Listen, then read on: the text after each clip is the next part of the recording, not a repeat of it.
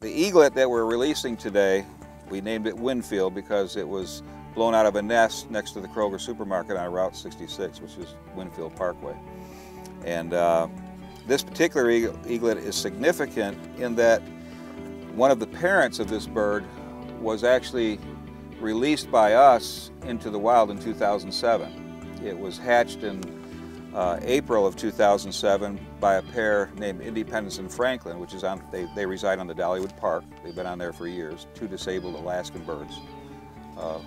And both parents had a disabled left wing due to gunshot, and they were sent to us separately from Alaska, but they've been together for years and have hatched out numerous young. So one of the parents, the female on this nest, who we're naming Lady Independence because her mother was named Independence. In 2007, we released this bird in July.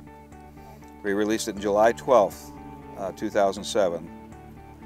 And then it found a mate somewhere and came back to this part of Tennessee. Of course, you know, our whole hacking program is right around the cove right here. We have a hack tower that we've been releasing all of our captive hatched eaglets.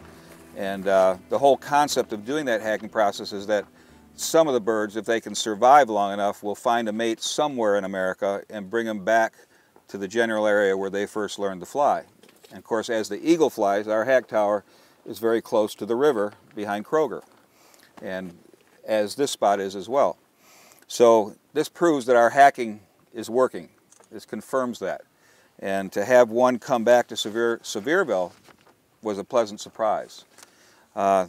When they first nested there, they didn't really build their nest in a tree properly. They always picked some limbs that weren't quite stable, but they built a big nest in it. So 2 years in a row, a storm blew that nest down. The first year probably had eggs in it, and they ended up being destroyed when the nest came down in a storm. But last year, the storm in June 2nd knocked most of the nest out of the tree. And the two eaglets that were in the nest fell down to the ground through the brush. And one of our volunteers, John Pritchard, who's right there, he gave me a call when I was on the way to the movie theater one night saying, the nest is down and the eaglets are probably down on the ground. So we rushed over there. We went through all the brush and we found both eaglets.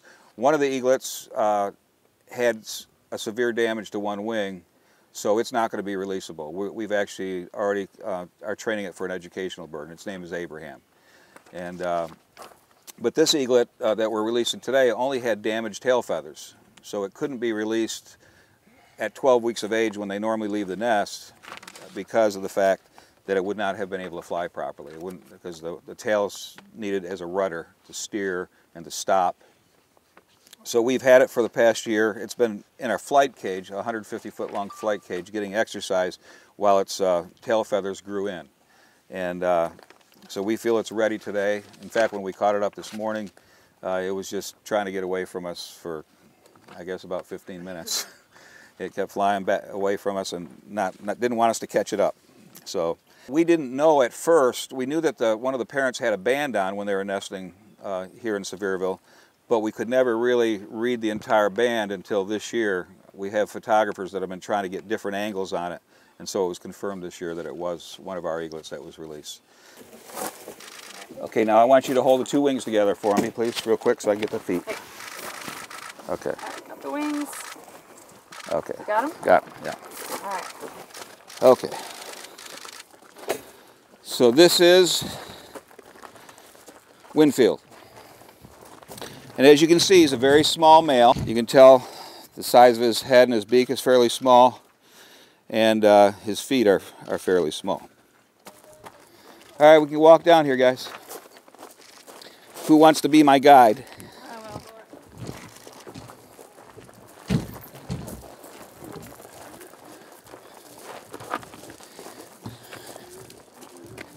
will. Let's see.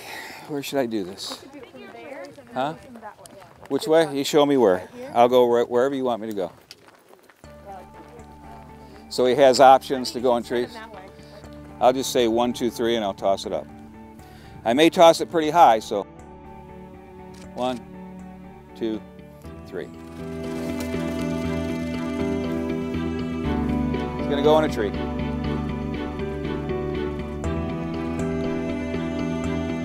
That's good. That's a good place for him. We'd rather have him be in the woods sitting in a tree somewhere than we would floating in a lake on his first flight. That happens sometimes when they leave the hack tower. Every now and then want to land in the water and we have to go retrieve it. We're going to go check it out. Just be in Marvin. Okay. So what'd you feel about today's release? I thought it was, well, it's emotional for me because of my relationship with those birds. And I'm just delighted that we were able to release one of them and that he looks like a pretty strong flyer. Sure does. And it was wonderful to watch him fly away. Also, it'll be nice to keep track of the other one because it'll be in the education program over there.